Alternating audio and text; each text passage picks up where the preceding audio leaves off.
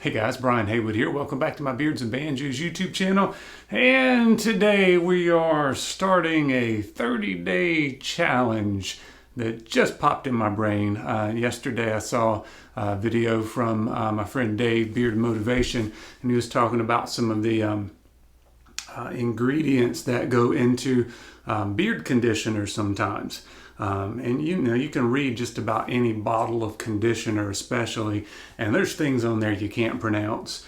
You can go to Google and try to find stuff, and you'll get conflicting reports about different kinds of ingredients and what they're good for. Are they really bad for your hair? Most of the things you find online is in reference to beauty products and like hair.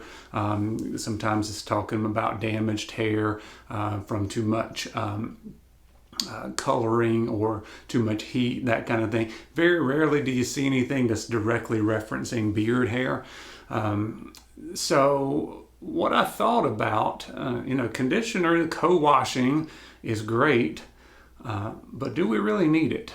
If you start thinking about what some of those ingredients do, if there's silicones in it or parabens or sulfates and all that kind of stuff. I'm not going to do a huge deep dive. I've looked at it quite a bit, but I'm not going to present myself like an expert on all that stuff. I'm not. But I do know if you think about washing your beard, and you kind of, especially the harsher shampoos, if you will, or pine tar soap that really strips everything out of your beard. And then if you use a conditioner or co-wash, you put that in. If it's got silicones in it, that coats your beard, and actually the silicone sticks to your hair, and it's really hard to get out. So it's basically you're stripping it out, making it feel really yucky because it doesn't have any oils or anything left in it, and then you're putting on things that may have silicone in it that sticks to your beard. It makes it feel soft. Is it the best for your beard?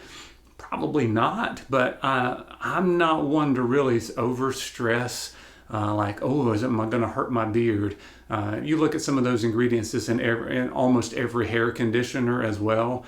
And I know those have to be approved by FDA. You get some of these little beard companies out there, small batch stuff that they probably haven't been approved by the FDA. I'm not exactly sure what the stipulations are to go through it, but all that being said, what I've decided to do is my beard usually feels pretty soft. I can get away with a lot of days with just rinsing my beard out because I use really good oils, beard oil. I always use butter at night.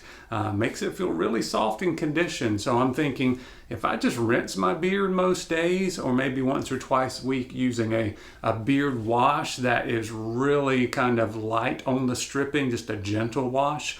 And I've got two that I've gotten. One's recent and one's my favorite of all time, that being the Barden beard wash. And I'm just about out of this. I'm going to have to order some more to see if I last, because I'm going to go a month here where I only either rinse my beard or maybe twice a week, depends on how sweaty I get, or if I mow the yard. I'm going to have to do some sort of cleanser to it. So I'm going to use one of these light stripping washes that has a base of Castile soap, which is pretty safe for you. So when I get finished with these, I don't feel like I need to add a co-wash. So I'm thinking I'm not going to add a co-wash. I'm not using any co-wash or conditioner, beard conditioner in the shower.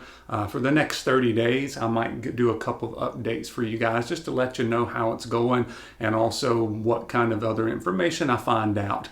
Like I said, I'm not here to say that anything's necessarily good or bad, but it got me thinking, if you can't pronounce the stuff, if you don't know what you're putting in your beard, I don't think it's going to hurt it necessarily. It's not going to make it fall out. I've been using different things for the past 2.5 years, and my beard seems fine. But I just want to kind of do this as a little experiment. If you want to try it along with me, let me know in the comments. And also let me know your opinion of some of these the co-washes and some of the ingredients in it. Does it really concern you? Or are you kind of like me, you just kind of go with it? And if it works well, you keep using it. If it doesn't seem to work so well, you don't use it, you go on to something else. But Dave's videos usually get me thinking, at least. So it got me thinking about it. So I want to try this 30 days. Let me know in the comments what you guys think about it. And we'll see. Maybe we'll do a video per week on the update on that. But anyway, I appreciate you guys going along with me for the journey, and we'll see you on the next video.